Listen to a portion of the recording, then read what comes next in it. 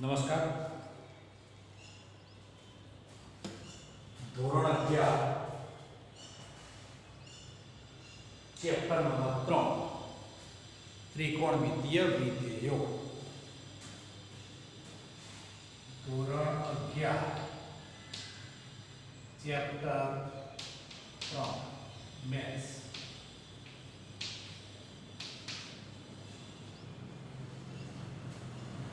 આના પહેલા ત્રીજા નંબરના લેક્ચરમાં આ લેક્ચર નંબર 4 ત્રીજા નંબરના લેક્ચરમાં આપણે આવું એક એકમ વર્તુળ દોરેલું. અહીંથી આ એક એકમ વર્તુળ હતું, અહીંથી એક આપણે ભાગ લંબ દોરેલું.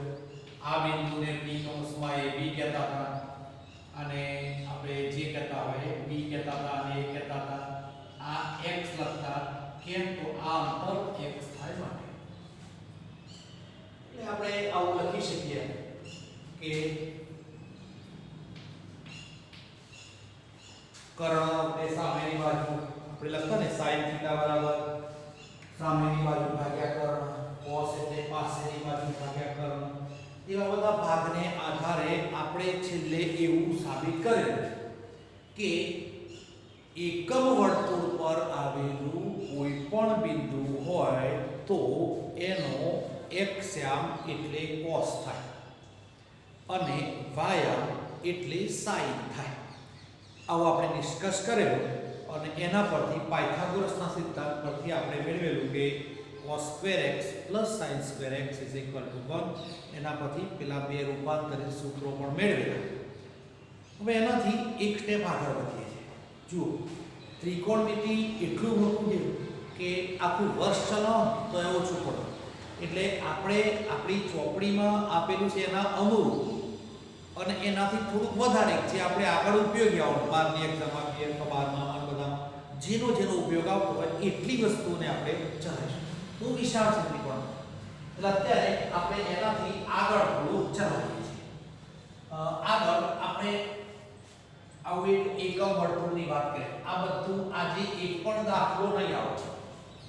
આજે માત્ર ને માત્ર કેટલાક સૂત્રો સાબિત કરીશું, કેટલીક વસ્તુઓ મેળવીશું, કેટલીક યાદ રાખીશું. હું ઘણું બધું લખી એમાંથી યાદ રાખવાનું તો 3 લીટી આવતી હોય પણ આ બધું આપણે સમજવું પડશે કેમ કે આ બધી વસ્તુઓ એ બહુ બેઝિક વસ્તુઓ છે. આ બેઝિક વસ્તુઓ જો ના આવડતી હોય તો આગળ કશું આવડવાનું નથી. એટલે આવું મેં એક એકમ વર્તુળ દોર્યું. આ એકમ વર્તુળ ઉપર આપણને ખબર છે કે આ ભાગ એ x' હશે, આ x હશે, આ y અને આ y હશે. આ એનું ઉગમ બિંદુ 0 0. અહીં આપણે a બિંદુ લખતા હતા, a ના આયામ આપણે લખતા હતા 1 0. બરાબર છે ને? પછી અહીંથી લખતા a' બિંદુ એના આયામ લખતા -1 અહીં લખતા b એટલે 0 અને 1 અને b' 0 અને -1 આટલા યામ આપણે લખતા હતા. હવે આમાંથી અત્યારે હું અંશ માપના કેટલાક ખૂણાઓને લખું છું. હવે એ ખૂણાઓ આપણી ચોપડીમાં તો 360 સુધી આવી જાય છે. એકાદ બે દાખલા એવા છે કે એમાં 760 ને 1140 અંશના ખૂણાનો માપ શોધો. પણ આપણે એને ચોપડીમાં આપી છે એના કરતાં થોડીક જુદી રીતે સમજવાનો પ્રયત્ન કરીએ છીએ. મૂળ ઉદ્દેશ એવો છે કે આપણને આવડવું જોઈએ, ગમે તે રીતે આપણે શીખીએ. તો અહીંથી ખૂણાઓ આપણે લખીએ ને તો અહીંથી આ એક ચક્ર અહીંથી આમ ચક્ર એક આવી આપ્યા તો એક ચક્ર પૂર્ણ થાય એટલે આપણે જાણીએ છીએ 360 પૂર્ણ થાય.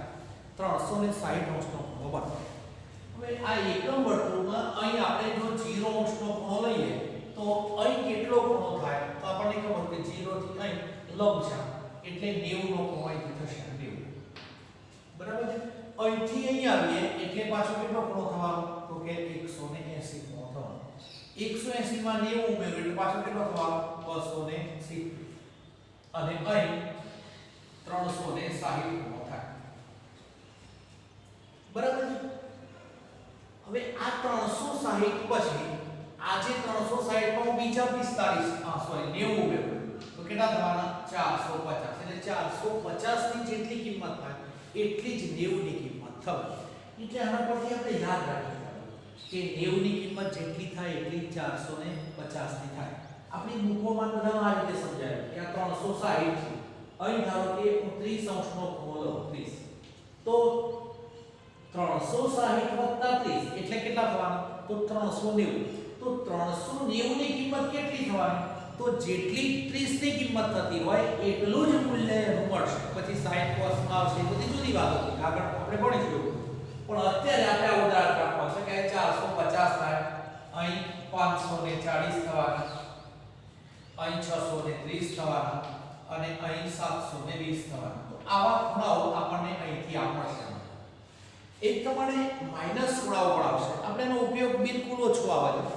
પણ આપણે જો સમજીએ તો અહીંથી આમ જઈએ ને આ ક્લોકવાઇઝ બધા રાખવાનો આ ક્લોકવાઇઝ ખૂણા સોરી એન્ટી ક્લોકવાઇઝ જે ખૂણાઓ હતા એ બધા ધન ખૂણાઓ હતા આપણે શરૂઆતમાં આવી વાત કરી કે એન્ટી ક્લોકવાઇઝ જે ખૂણાઓ હોય એ બધા ધન ખૂણાઓ થશે અને જે ક્લોકવાઇઝ ખૂણાઓ હશે એ હંમેશા માઈનસ ખૂણાઓ થશે એટલે અહીંથી આપણે આમ આવ્યા તો આ બધા ખૂણાઓ અહીં માઈનસ 90 થવાના પછી અહીં -180 થવાનું અહીં -270 થવાનું અને અહીં -360 થવાનું તો આટલા ખૂણાઓ આપણને આવી રીતે મળવાના એ ત્રણે પાછા આગળ જઈએ તો -450 અહીં ટૂંકમાં જે પ્લસ ખૂણાઓ મળવાના એ અહીં માઈનસ મળશે અને અહીં પ્લસ જે મળતા હશે એ પાછા આ બાજુ માઈનસ મળતા હશે તો આ ખૂણાઓ આ રીતે બધા ગોઠવાયેલા હોય છે એકમ વર્તુળ ઉપર તમે ચોપડામાં લખો એટલે ખૂબ સુંદર આકૃતિ દોરીને આ રીતે આપણે લખી શકીશું હવે આપણે જે માપ લઈએ છીએ એ આગળ તમે 12માં ભણવાના ગમે તે ભણવાના તો અંશમાં બહુ ઓછા આવશે હવે એ બધા માપો જે આવવાના એ બધા રેડિયન માપમાં આવવાના એટલે આને ફરી આપણે બીજી એક આકૃતિ દોરીશું અને એ બીજી આકૃતિની અંદર આપણે જે બધા માપ લખીશું ને એ બધા માપ આપણે રેડિયન માપ લખીશું હંમેશા હવે આ રેડિયન માપ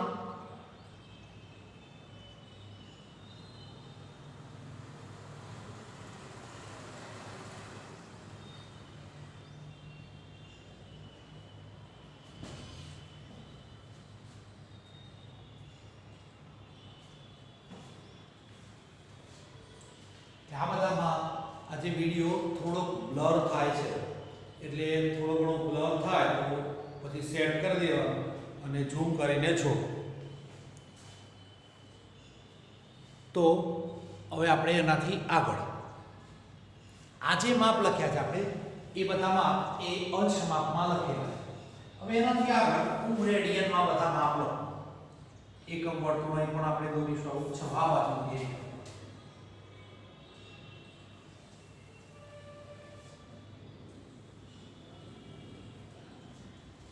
એકમ વર્તુળ ઉપર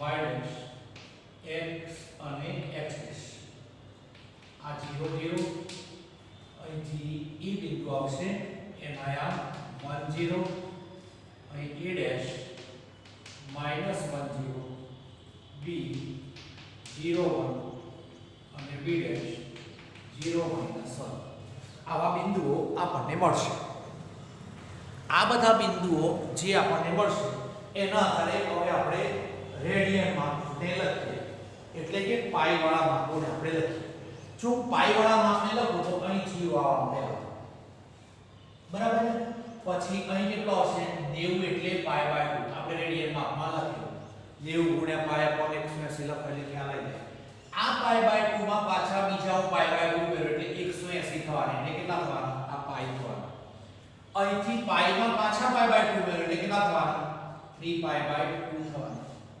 આ 3 પાઈ બાય 2 માં પાઈ બાય 2 કર્યો એટલે કેટલા થવાના 2 પાઈ થવાના 2 પાઈ માં પાછા પાઈ બાય 2 કર્યો એટલે કેટલા થવાના 2 પાઈ માં તો 5 પાઈ બાય 2 થાય આ 5 પાઈ બાય 2 માં પાછા પાઈ બાય 2 કર્યો એટલે કેટલા થવાના 3 પાઈ થવાના 3 પાઈ માં પાઈ બાય 2 મેળે પાછા એટલે કેટલા થવાના 7 પાઈ બાય 2 થવાના અને આ 7 પાઈ બાય 2 માં ઉમેરો પાછા એટલે કેટલા થવાના 4 પાઈ થવાના. તો આ રીતે તમને જે માપ મળવાના બધા એ પાઈ વાળા માપ મળવાના, ટૂંકમાં રેડિયન માપ મળવાના. એ જ પ્રમાણે આપણે એક ચક્રમાં માઈનસ ને લખીએ તો અહીંથી 0 થી -π/2 થવાના, અહીં -π થવાના, અહીં -3π/2 થવાના અને પાછા અહીં -2π થવાના.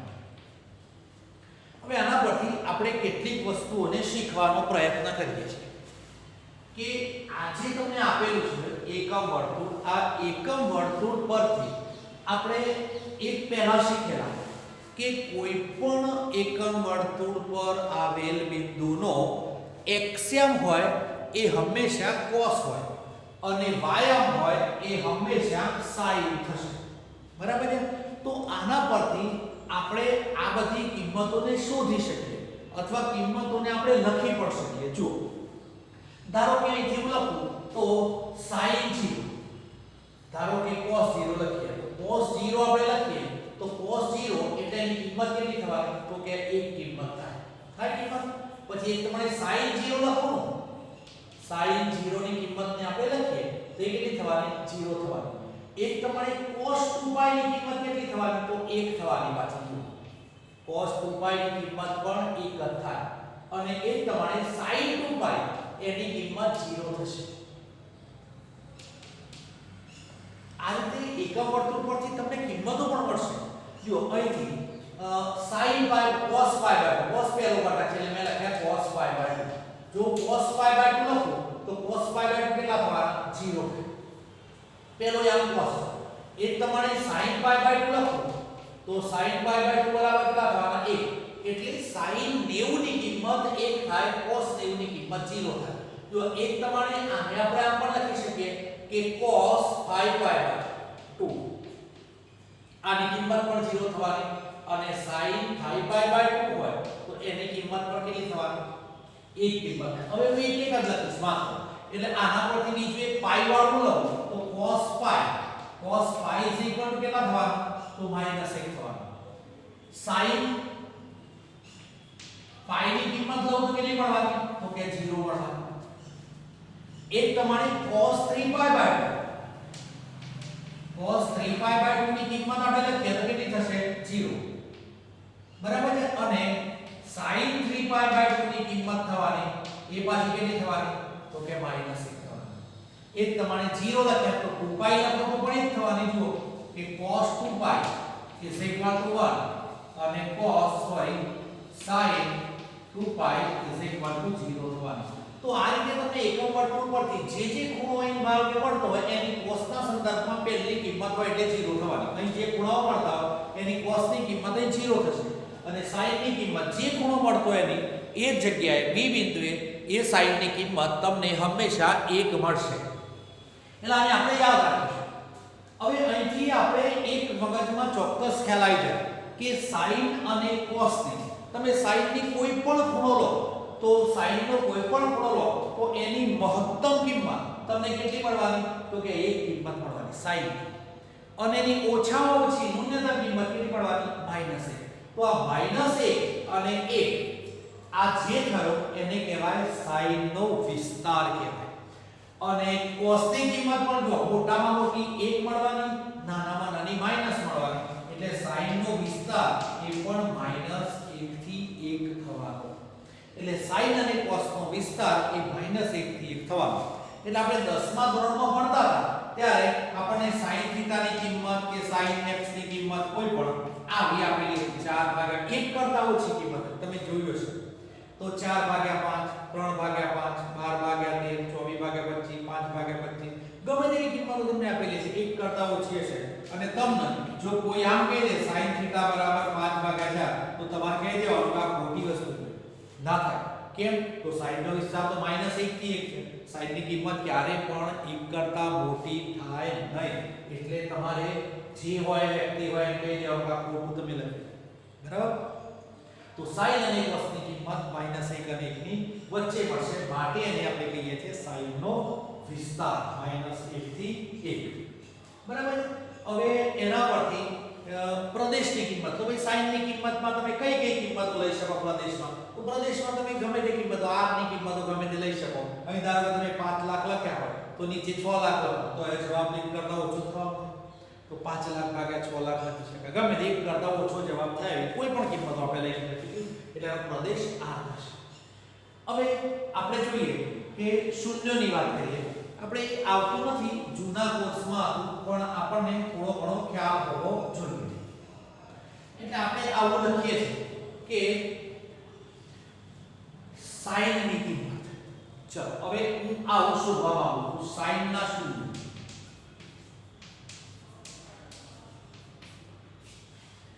sin ના શૂન્યનો મતલબ એવો થાય તમે 9મા ધોરણમાં સુરેખ સમીકરણ શીખતા 9મા ધોરણમાં યામ ભૂમિતિમાં આવતું યામ ભૂમિતિ એમાં તમને એમ કહેતા કે શૂન્ય શોધો 5x 4 આનું શૂન્ય શોધો તો આનું શૂન્ય તમે શું કહેતા હતા = 0 લખતા અને x ને સૂત્રનો કરતા બનાવીએ તો 4/5 તો આ 4/5 ને તમે શૂન્ય કહેતા હતા આ શૂન્ય એટલે શું તો જેની કિંમત મૂકવાથી x ની જગ્યાએ મૂકવાથી આનો જવાબ 0 થાય એ શૂન્ય કહેવાય એટલે આપણે એને એ વખતે એ રીતે શીખતા હતા કે ભાઈ x ની જગ્યાએ કિંમત 4/5 મૂકી દો એટલે આનો જવાબ 0 થાય માટે એનું શૂન્ય છે અહીં આપણે એ જ રીતે કરીએ છીએ પણ આપણે ત્રિકોણમિતિના સંદર્ભમાં કરીએ છીએ એટલે sin ના શૂન્ય શોધવા હોય તો શું કહેવાય તો એવા જે ખૂણા પર sin ની કિંમત 0 મળતી હોય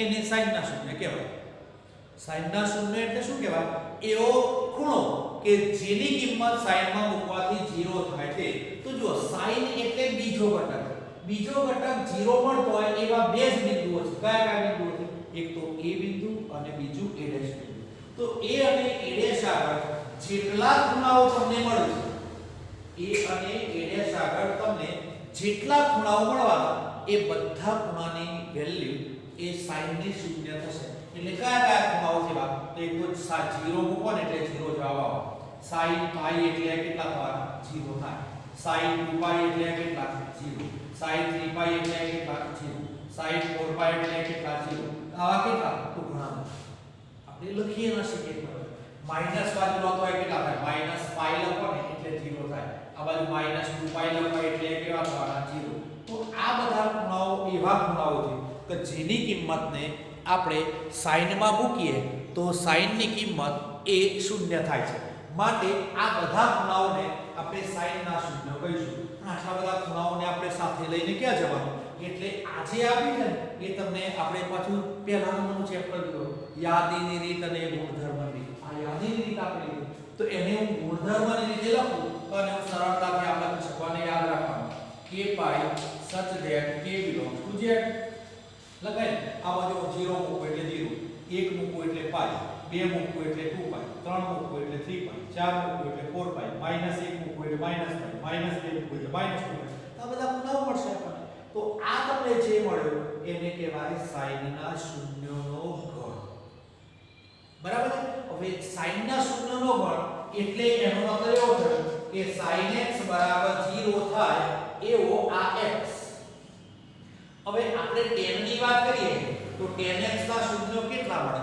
તો tan x ની કિંમત 0 થાય તેવી x ની કિંમત તો tan x એટલે શું હતા આપણે 10 માં ભણી ગયેલા કે sin x cos x is equal to 0 તો sin x cos x લખીએ તો આની કિંમત 0 ક્યારે થવાની જ્યારે sin x ની કિંમત ઉપરનાની કિંમત 0 થાય ત્યારે જ આની કિંમત 0 થવાની નીચેની કિંમત સાથે કોઈ મતલબ નથી એટલે sin x ના જેટલા શૂન્ય થાય એટલા જ tan x ના શૂન્ય પણ મળશે બરાબર છે એટલે sin x ના જેટલા શૂન્ય થાય એ જ tan x ના થાય એટલે tan x ના શૂન્યનો ગણ એ પણ આટલો જ મળશે k pi such that k belongs to z બરાબર છે હવે એનાથી આગળ લઈએ cos ના શૂન્ય લઈએ cos ના શૂન્ય એટલે શું કહીશું આપણે cos ના શૂન્ય કોને કહીએ તો જેની કિંમત cos ની કિંમત 0 થતી હોય તેવી cos ની બધી કિંમત એટલે sin ના શૂન્ય લખ્યા એ તમારે આપણે લખીએ cos ના શૂન્ય પછી લખીએ આપણે cos ના શૂન્ય તો cos ના શૂન્ય આપણે કોને કહીશું તો cos ના શૂન્ય એટલે cos ની કિંમત 0 થતી હોય cos ની કિંમત 0 થાય એવા બિંદુ કયા હતા કે b અને b કયા ખૂણાઓ હતા તો કે pi/2 cos pi/2 એટલે 0 થાય પછી cos 3π/2 એટલે 0 થાય, cos 5π/2 એટલે 0 થાય, cos 7π/2 એટલે 0 થાય, અને આ બાજુ -π/2 હોય એટલે 0 થાય, અને -3π/2 હોય તો પણ 0 થાય. તો આ બધાને આપેલા યાદીની રીતે છે એને આપણે ગુણધર્મની રીતે લખવા જોઈએ. હવે ગુણધર્મની રીતે આપણે લખવા હોય તો કેવી રીતે લખી શકીએ?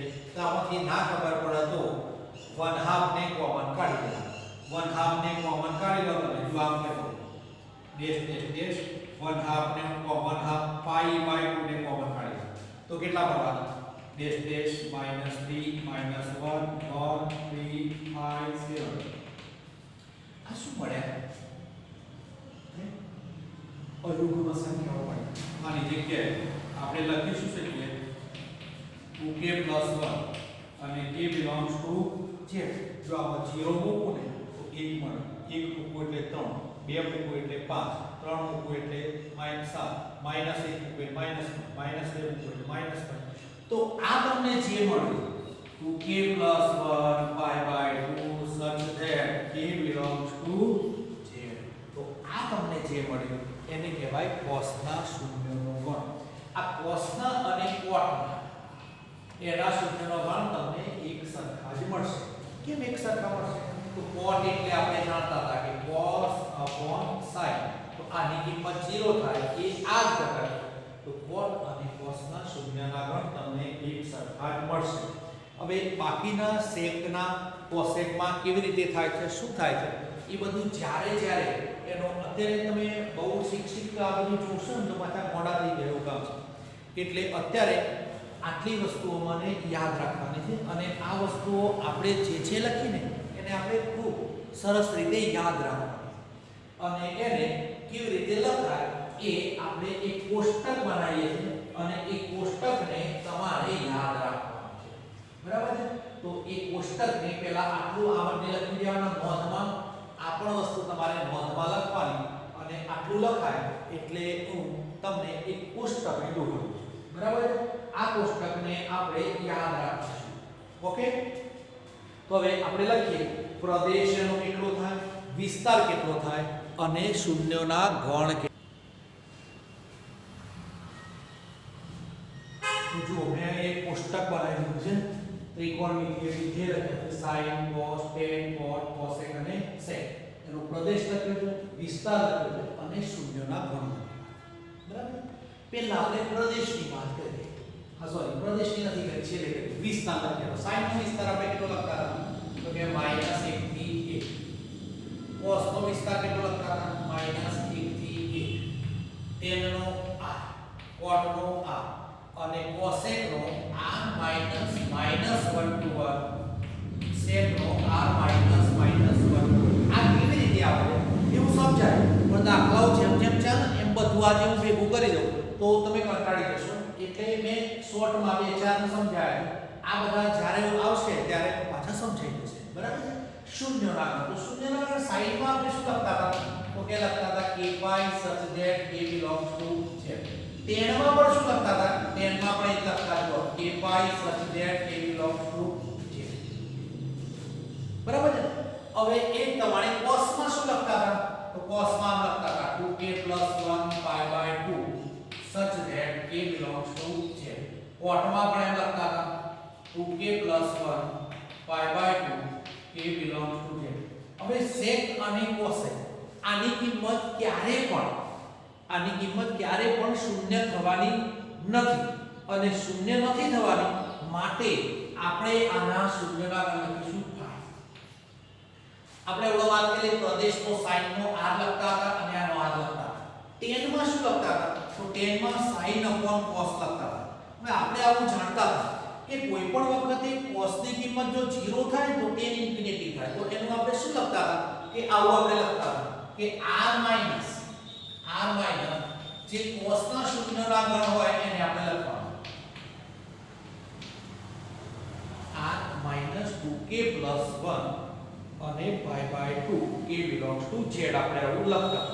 એ તમને સેકમાં પણ જ આવશે r - 2k + 1 π/2 k belongs to z.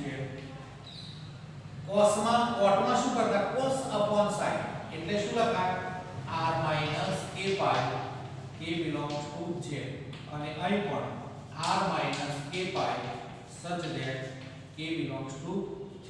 તો આ રીતે આપણે કોઈ પણ વિધેયના પ્રદેશ વિસ્તાર અને શૂન્યોના ગણને આપણે આ રીતે યાદ રાખી શકીશું. બરાબર છે. હવે આટલી વસ્તુઓ જો તમને આવડી જાય તો આના પછી આપણે ભણવાના વધતા ઘટતા વિધેયો અને ઓએલએસટીસી આપણે ભણવાના અને આ બધી વસ્તુઓને આપણે યાદ રાખવી પડશે.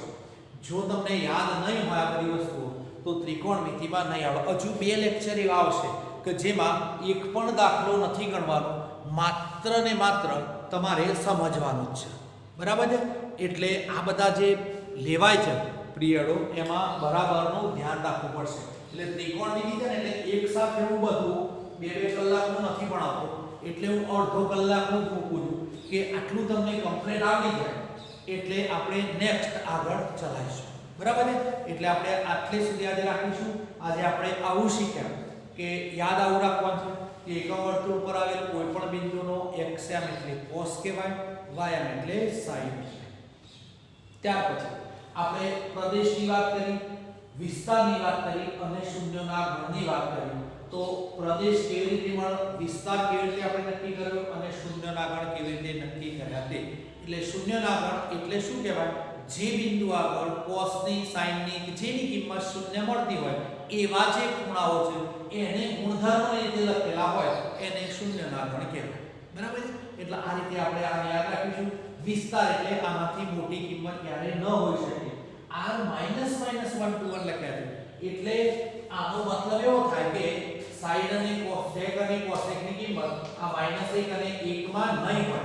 આના સિવાયની કિંમતો હશે sec ની અને cosec ની. એટલે sec અને cosec ની કિંમત 1 કરતા મોટી હશે, -1 કરતા નાની હશે. આવી કિંમતો તમને મળવાની. એટલે એના શૂન્યના ગણ ફાઇનલ થાય કે ભાઈ ક્યારે પણ આની કિંમત શૂન્ય તમને મળવાની નથી.